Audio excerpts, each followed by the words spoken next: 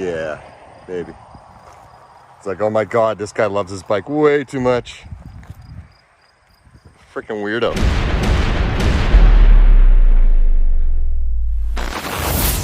Well, hello out there, TV land. It is I, the two-wheeled warrior guy.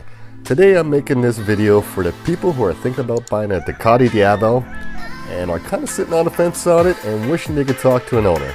Well, I'm that guy. 3 years in, so let's get to it. Alright, so after 3 years of ownership, this bike will still make your heart skip a beat. It will make the blood rush through your veins. I mean, it's a little bit of Jekyll and Hyde when you want to go out and pass vehicles, or if you want to chill.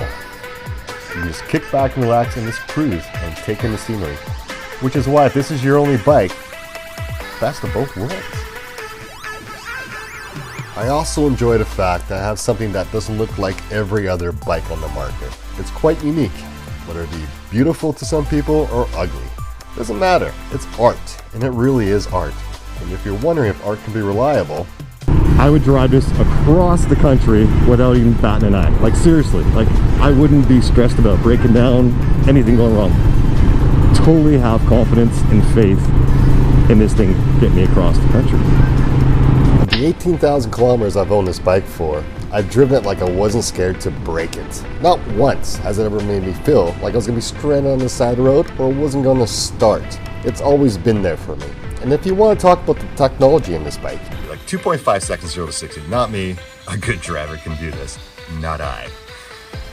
But when I do get on this bike and put it in sport mode, I feel safe. Like the technology is cutting edge. When this thing came out, it was cutting edge technology to the point of where I can do stupid things and this will look after me. With its traction control and ABS brakes, I've never owned a bike that I felt this confident while braking on.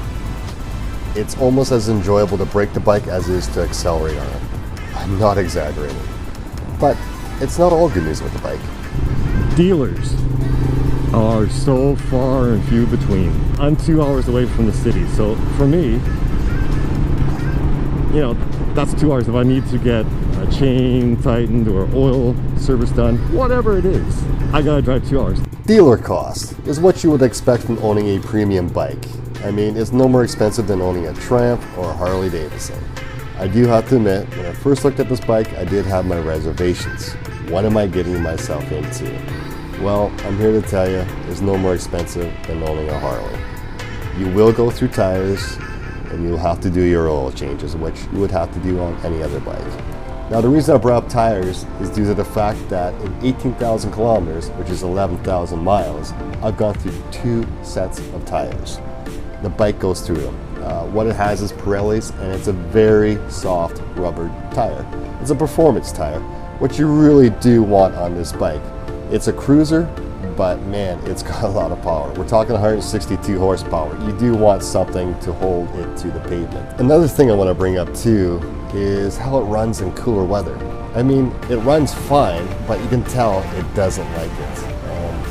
Come normal summer days or hot days, runs like an absolute champ. But come fall or spring, you get those cooler mornings, like where it's misty out.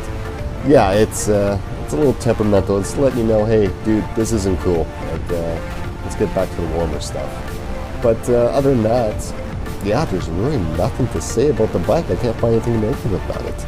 I like something that's different and stands out. So if you're thinking about doing it, do yourself a favor. Get the bike.